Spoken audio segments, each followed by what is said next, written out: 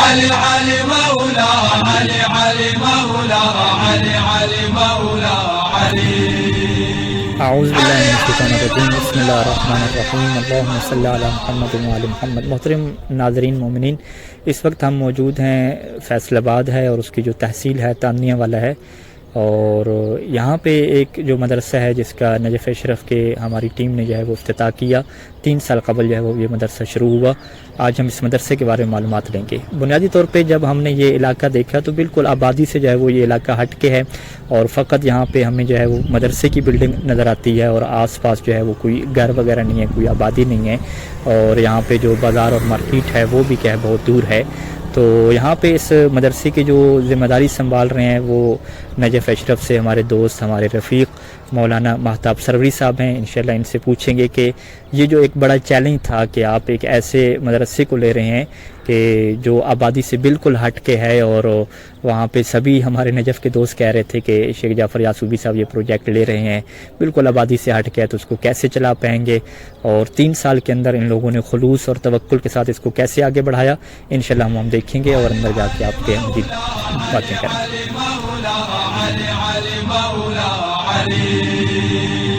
علي علي مولا علي علي مولا علي علي مولا علي. علي علي مولا علي علي مولا علي علي مولا علي. حب علي فوز. الحمدللہ. اب سنیں کیسا علاقہ تھا، کون سا علاقہ ہے، آبادی سے کتنا دور ہے، کچھ ہمارے ناظرین کو آگاہ کریں اس بارے میں. سب سے پہلے تو میں آپ کو اپنی طرف سے، اپنے تمام ادارے کے اراکین طلاب کی طرف سے اہلاً و سہلاً خوش آمدید کہتا ہوں کہ آپ نے اپنے قیمتی اوقات میں سے اور بہت شکریہ مرض کے باوجود آپ نے وقت دیا ہمیں استفادے کے لیے اور ہمارے طلاب کے لیے، تو ہم آپ کے شکر گزار ہیں. مالک آپ کو سلامت رکھے. یہ جو مدرسہ ہے مدرسہ صادقین علیہم السلام فیصل آباد کی تحصیل ہے، تاندلیاں والا، فیصل آباد سے 45 کلومیٹر کے فاصلے پہ. اچھا. اگر لوکیشن کے اعتبار سے مزید کوئی اسے جاننا چاہے تو یہ جو لاہور سے عبدالحکیم موٹر وے ہے، اس موٹر وے پہ خود سمندری تاندلیاں والا کا اپنا انٹرچینج ہے. اس انٹرچینج سے 11 کلومیٹر کے فاصلے پہ تحصیل تاندلیاں والا ہے، اور اس میں یہ مدرسہ ہے ہمارا مدرسہ صادقین علیہ السلام. ہم جب نجف اشرف میں تھے تو شیخ جعفر صاحب یہ پروجیکٹ لے رہے تھے تو بہت سارے لوگ کہتے تھے کہ جی ایک جو ہے وہ دیہات میں اور آبادی سے ہٹ کے ایک جگہ لے رہے ہیں، اور یہ بنیادی طور پہ بتا رہے تھے کہ سکول کی بلڈنگ تھی اور وہاں پہ مدرسے کی وقف کی گئی. تو 3 سال آپ کو ہو گئے ہیں، تو یہ آپ کیا کہیں گے کہ کیا آبادی سے ہٹ کے کسی مدرسے کو چلانا، آباد کرنا کوئی مشکل کام ہے؟ جب آپ شروع کر رہے تھے تو آپ کے کیا وہاں پہ یقین کی صورتحال تھی، کیا حالات تھے؟ لوگ تو ہم دیکھ رہے تھے کہ نجف اشرف میں بھی لوگ مسلسل حوصلہ افزائی کوئی بھی نہیں کر رہا تھا، سارے کہہ رہے تھے کہ پہلا پروجیکٹ ہے اور آپ نے ایک ایسا لے لیا کہ بالکل آبادی سے ہٹ کے کیسے چلائیں گے اسے. اس حوالے سے کیا تجربہ آپ کرا؟ پہلی بات تو یہ ہے کہ کوئی بھی کسی نے سسٹم شروع کرنا ہے نا اپنا، اس کی مختلف ترجیحات ہوتی ہیں.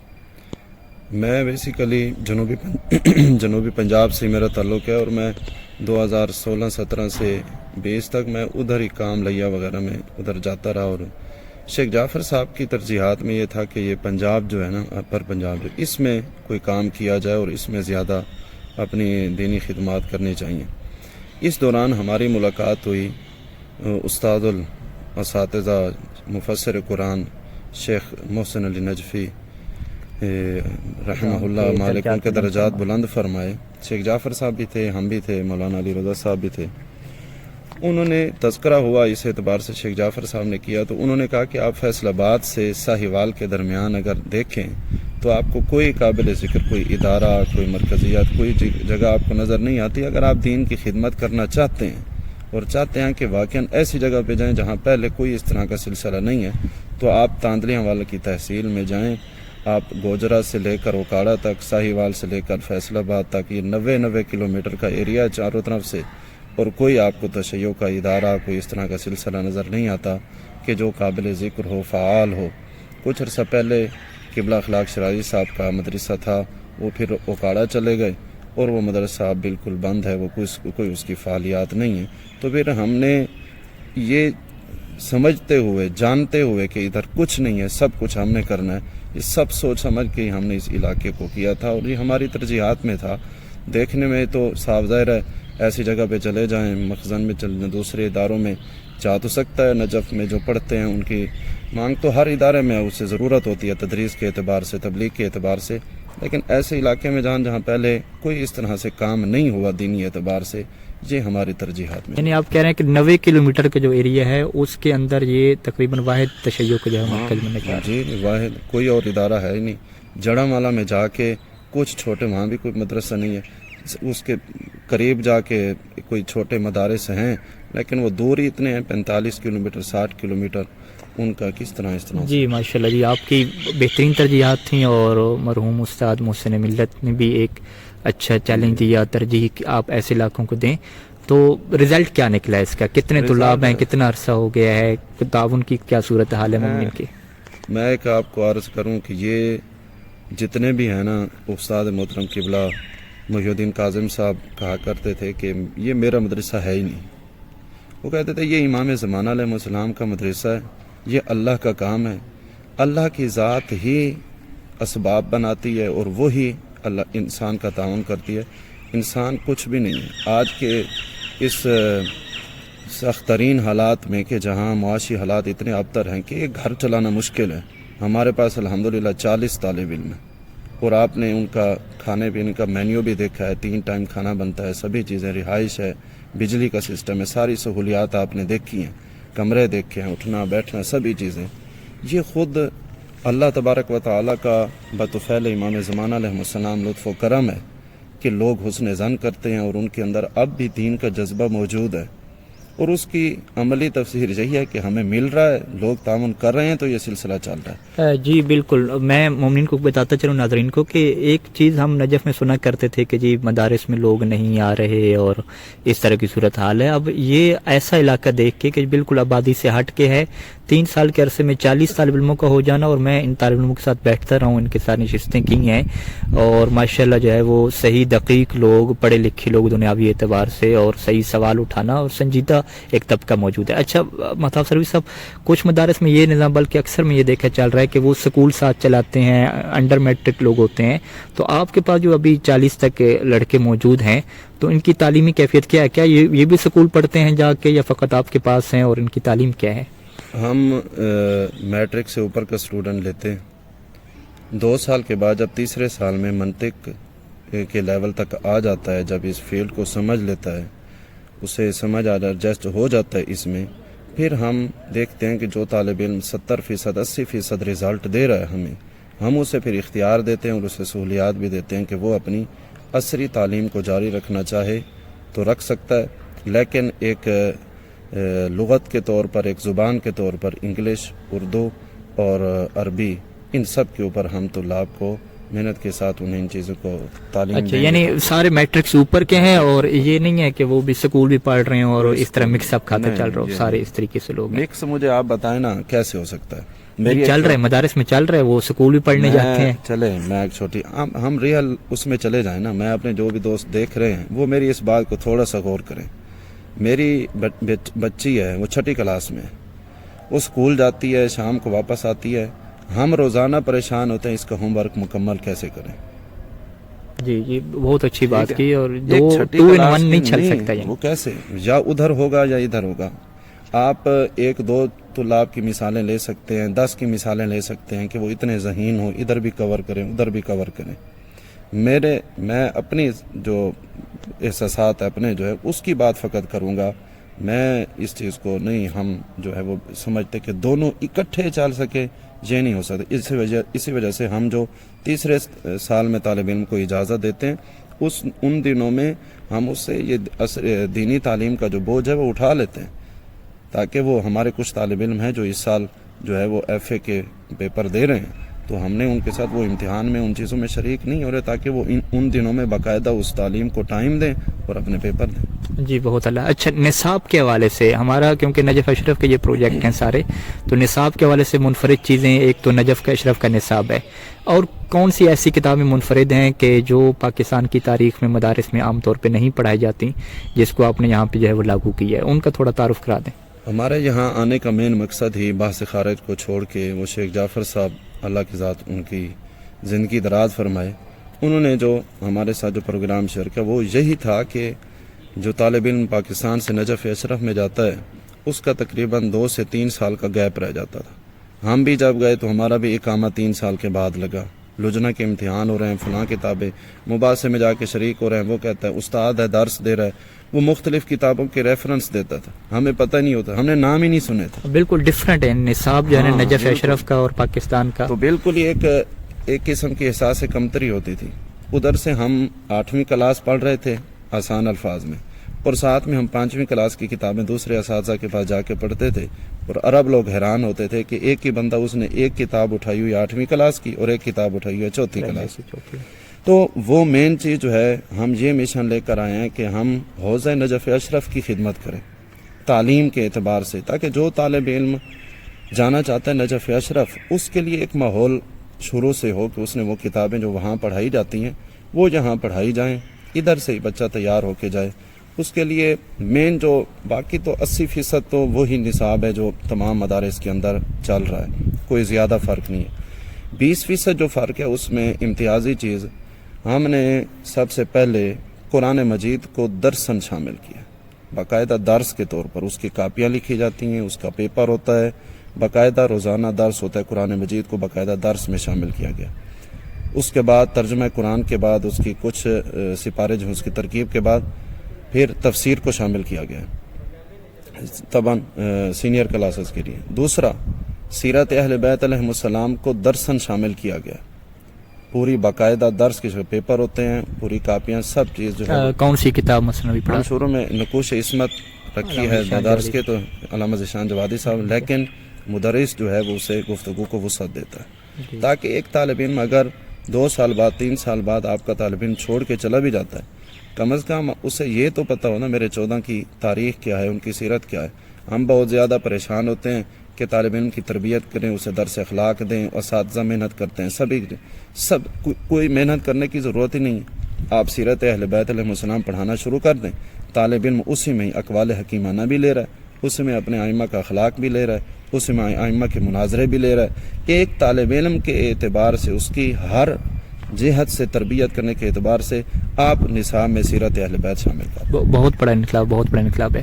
اچھا، باقی فقہ کے حوالے سے، نحو سر کے حوالے سے، فقہ کے اعتبار سے ہم نے جو ضرورت کو پیش نظر رکھتے ہوئے ہم نے ایضاح المسائل سب سے پہلے، اس کے بعد توضیح المسائل، عبادات کا حصہ، پھر مسائل منتخبہ مکمل آیت اللہ سیستانی دامایوزوں کی، اور اس کے بعد منہاج الصالحین کی 2 اور 3 جلد۔ صاف ظاہر ہے کہ یہ جو کتابیں ہم نے رکھی ہیں یہ صرف متن کے طور پر ہیں، ان کے اندر ہر لیول پہ جو بھی ثانیہ میں، ثالثہ میں، اس کے اعتبار سے اس کی جو تشریح کرنی ہے مسئلے کی، اس میں ہم اصالت الاطلاق کیا ہے، اصالت البراء بالکل جس طریقے سے سید طاہر صاحب کی جس طرح روٹین ہے پڑھانے والی، ظاہری بات ہے علماء نجف موجود ہیں یہاں پہ، اسی طریقے سے جو طالب علم کا مرحلہ ہے اس کے مطابق ہی، ایسا نہیں ہے کہ اولا کلاس ہی ہے تو اسے یہ چیزیں، وہ اس طرح نہیں ہے۔ طالب علم جب ثالثہ میں پہنچ جاتا ہے 3 کلاس میں تو تبھی ان چیزوں کو فقہ میں یہ ہو گیا۔ نحو میں ہم نے ہدایہ کے بعد نجف اشرف میں کتابیں پڑھائی جاتی ہیں، قطر الندى اور الفیہ ابن مالک، ان 2 کتابوں کو نحو میں شامل کیا۔ الفیہ کی کون سی شرح یہاں پہ رکھی ہے؟ سیوطی یا ابن عقیل یا ابن ناظم؟ ابن ناظم، جی ابن ناظم ہے۔ ہاں، یہ طلاب جانتے ہیں کہ جو نجف اشرف کا ایک امتیاز ہے کہ جو ناظم نے الفیہ لکھی اسی کے بیٹے نے جو اس کی شرح لکھی، جو بڑی دقیق ہے نحو، علم نحو میں مولانا علیہ السلام کا جو علم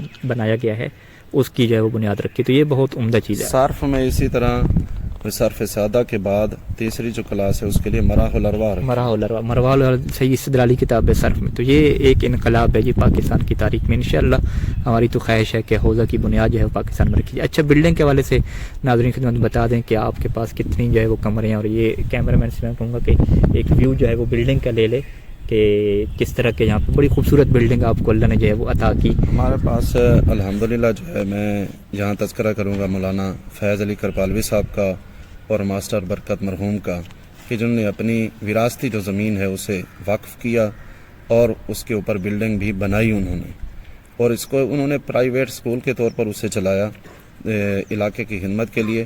بعد میں ان کا ذہن یہ بنا کہ اسے دینی مدرسے میں دے دیا جائے، تو پھر یہ سکول، ہم جب پہلی مرتبہ آئے تو سکول چل رہا تھا، کلاسیں لگی ہوئی تھی، بعد میں انہوں نے اس میں دیا، کچھ تبدیلیاں ہم نے کی، صاف ظاہر ہے وہ سکول تھا، اسے رہائشی شکل دینا، ہال بنانا اور یہ چیزیں کرنا۔ ہمارے پاس اس وقت تقریباً 22-24 کمرے ہیں، لیکن ان میں سے دفتر ہے، پرنسپل آفس ہے، مسجد کا ہال ہے، کھانے والا ہال ہے، مہمانوں کے لیے ہیں، 3 کلاس رومز ہیں، اسٹوڈنٹس کے لیے ہاسٹل کے کمرے ہیں۔ اچھا، ادھر اوپر بھی کوئی تعمیرات جا رہی ہیں، تو یہ گھر وغیرہ اوپر بن رہے ہیں یا کمرے وغیرہ؟ نہیں، اوپر تو طلاب کی رہائشی ہے، کیونکہ نیچے جو جگہ ہے وہ تقریباً ہمارے پاس مکمل ہو گئی ہے۔ ہم ایک کمرے میں 4 اسٹوڈنٹ رکھتے ہیں، وہ بھی ایک کھلا ماحول، آپ جیسے آپ نے بھی دیکھا ہے، جی 4 بیڈ لگے ہوئے ہیں، الماری ہے طلاب کے لیے، کتابیں رکھنے کی علیحدہ جگہ ہے ایک کمرے میں، تاکہ ماحول کمرے کا بہتر رہے۔ رکھے تو 6 بھی جا سکتے ہیں، لیکن اس کا فائدہ نہیں ہے، صحت کے اعتبار سے اثر انداز ہوتا ہے، طلاب کی رہائش کے اعتبار سے اثر انداز ہوتا ہے، تو ہم ایک کمرے میں 4 طالب علم رکھتے ہیں۔ اب ہمارے پاس نیچے جو جگہ ہے وہاں جگہ تو اب ختم ہے، 20 اسٹوڈنٹس کی جو رہائش ہے ہم نے اب جو نئی تیار کی ہے، ان کے بیڈ، میٹریس، فرنیچر، ہر چیز مکمل ہے۔ اب جو اوپر کمرے بنے ہیں، اوپر جو کمرے بنے، جو 8 کے قریب الحمدللہ رجسٹریشن ہمارے پاس ہو چکی ہے، جو جون میں ہماری نئی کلاس شروع ہونی ہے۔ 20 طالب علم ہم نے رکھنے، ہمارے پاس گنجائش، ہم ہر سال 20 سے 22 طالب علم رکھتے ہیں۔ یہ بڑی چیز ناظرین کو بتا چلوں کہ مدارس ابھی جو نجف اشرف کے ہمارے برادران اور یہاں پہ آ کے پڑھا رہے ہیں، تو بڑا رش ہے مدارس میں، یعنی لوگ انتظار میں کھڑے ہوئے ہیں عاشقان علوم آل محمد کے، ہمیں ایڈمیشن ملے۔ مولانا سید طاہر عباس کے پاس آ کے دیکھیں، مولانا مہتاب سروی صاحب کے پاس دیکھیں، تو اس طرح کے حالات ہیں کہ یعنی وسائل تھوڑے ہو رہے ہیں اور طلاب جو ہیں وہ بہت زیادہ ہیں۔ تو یہ بہت ہی عمدہ چیز ہے کہ اس وقت بھی لوگوں کے اندر اور جوانوں کے اندر یہ تڑپ موجود ہے کہ اپنی زندگیوں کو علوم محمد و آل محمد کے لیے وہ لوگ وقف کر رہے ہیں۔ تو مسجد کے حوالے سے اور جو اساتذہ کے گھر وغیرہ کے حوالے سے کیا پروجیکٹ ہے؟ دو مشکلات ہمیں فی الحال درپیش ہیں، چونکہ آپ اوورآل معاشی مشکلات ہیں تو لوگوں کا تعاون صاف ظاہر ہے اس حد تک، پھر بھی ایک سرکل ہمارا چل رہا ہے الحمدللہ، جو دوست دیکھ رہے ہیں، جو معاونین ہیں ہمارے، یقیناً ان تک بھی یہ ویڈیو جائے گی تو میں شکر گزار ہوں، بلکہ دعا گو ہیں جو مسلسل ہمارے ساتھ تعاون کرتے رہتے ہیں۔ اساتذہ کے گھر نہیں ہیں، کرائے کے گھروں میں رہتے ہیں، کچھ کلومیٹر دور شہر میں، 4 کلومیٹر کا فاصلہ ہے، وہاں سے آنا جانا، مدرسے کو ٹائم دینا تھوڑا مشکل ہوتا ہے۔